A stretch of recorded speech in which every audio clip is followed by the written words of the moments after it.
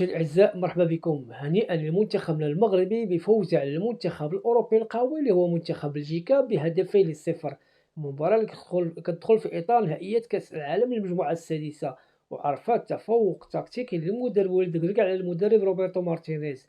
ندخلوا تفاصيل المباراة، لكن قبل من ذلك فالمباراة عرفت تغيير مفاجئ، بحيث أن الحارس بونو طلب من وليد ركراكي باش يغيرو لأنه حس بالدوخة، وهذا كان تغيير اضطراري قبل بداية المباراة، وتم تغييره بالحارس محمدي. وهنا كتبدل تشكيلة المنتخب المغربي وكتصبح على الشكل التالي: في حراسة المرمى منير محمدي، في خطي الدفاع أكرد والسيد، في الجهة اليمنى كاين حكيمي والجهة اليسرى كاين مزواري، في وسط الميدان سفيان مرابط ونحي وأملاح، وثلاثي خط هجوم زياش بوفال ونصير. وهي نفس التشكيلة تقريبا اللي خاضها المنتخب المغربي أمام كرواتيا، وانتهت النتيجة ديالها بصفر لمثله، باستثناء طبعا تغيير اضطراري والمفاجئ للحارس بونو مكان الحارس محمدي. الجولة الأولى عرفت استحواذ الكرة من طرف بلجيكا، خصوصا عن طريق اللاعب هازار ودي بروين، وتراجع المنتخب المغربي نوعا ما، وكانت أبرز محاولات لمنتخب بلجيكا ليتصدى الحارس محمدي، وكان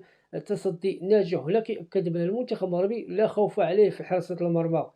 الجولة الأولى عرفت تكافؤ تقريبا مع الحيط والحذر للمنتخب المغربي اللي كان كيراقب وسط الميدان وكذلك هجمات المنتخب البلجيكي.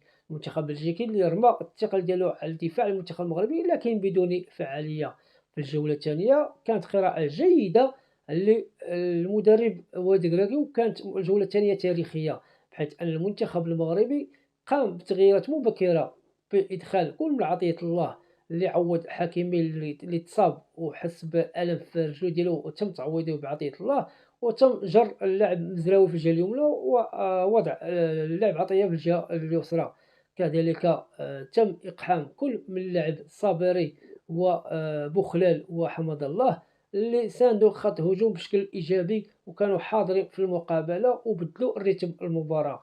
المنتخب البلجيكي لقى صعوبة كثيرة، خصوصا بعد ما نسل اللاعب عطية الله وحصل على ضربة خطأ اللي غتكون بداية الفرج للمنتخب المغربي، بحيث أن الصابري كيشوت لابال في البريم بوطو ديال الحارس لاكوردا وكيعطي الهدف الأول للمنتخب المغربي. وهنا المنتخب المغربي غادي يكون أكثر سعادة وأكثر تحكما في المقابلة، اللي عرف كيفاش يعني يعرف كيفاش أنه يسير المقابلة.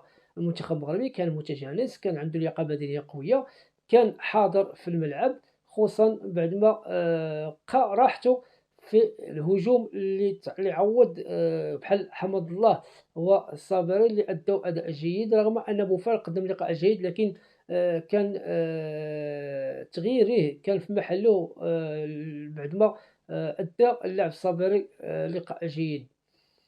تقدم المنتخب المغربي خلى المنتخب البلجيكي أنه يهاجم لكن بدون فعالية، للقى دفاع قوي ومتماسك عن طريق السايس وأكرد، وكذلك عطية الله اللي قدم لقاء ثاني لقاء جيد له.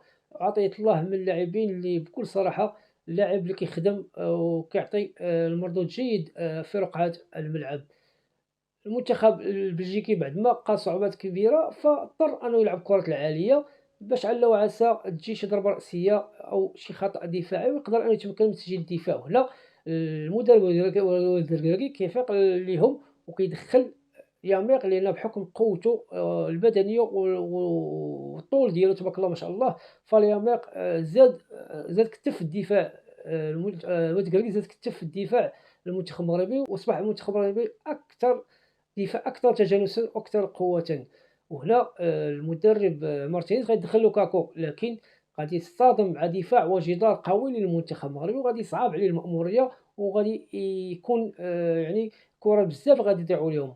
المنتخب المغربي غادي تجيه فرصة وغادي تنهي المقابلة، اللي هي فرصة زياش اللي غينسل في الجهة اليمنى وغيعطي الكرة للاعب بوخلال ما زاد ما نقص، كيشوت لابال وكيركن الكرة في الشباك الحارس لابورتا حارس فريق ريال مدريد، وكيعلن عن فوز مستحق للمنتخب المغربي بهدفين لصفر.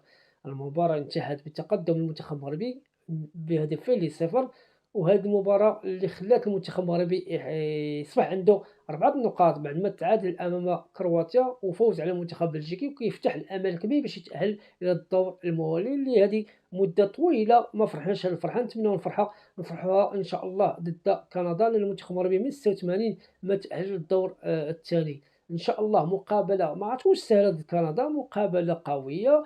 كندا ما عندها ما تخسر، لأن منتخب جا من أجل الإمتاع والفرجة، وعنده عناصر سريعين وقويين وكيعرفوا يديروا البلوك. منتخب كندا ان شاء الله ما نستصغروش، نحاولوا اننا نبقاو ديما جديين، ونحاولوا ان ديما نكونوا مقاتلين كيف كنا، وان شاء الله غادي يكون خير وديما مغرب. والى الحلقة القادمة ان شاء الله.